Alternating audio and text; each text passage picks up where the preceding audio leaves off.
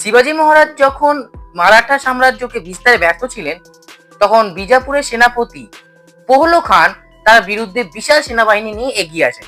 পহলো খান হচ্ছেন এক অভিজ্ঞ যোদ্ধা, যার নেতৃত্বে সুসজ্জিত ঘোড়াসওয়ার বাহিনী ছিল। তিনি যখন আক্রমণ করতে আসেন, তখন শিবাজী সরাসরি যুদ্ধ না করে একটা কৌশল খাটান।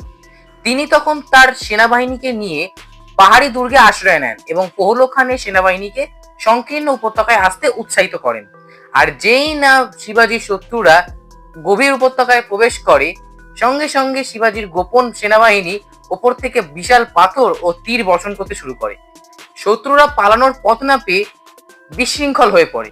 আর এই কৌশলের মাধ্যমে শিবাজী পহলো খানকে খুব সহজেই পরাস্ত করতে সফল হন। এই ঘটনা থেকে ছত্রপতি শিবাজীর আবারও একবার বুদ্ধিমত্তা পরিচয় পাওয়া গেল। একটু অপেক্ষা করুন সিরিজ 4 এর জন্য। জয় ছত্রপতি শিবাজী মহারাজ।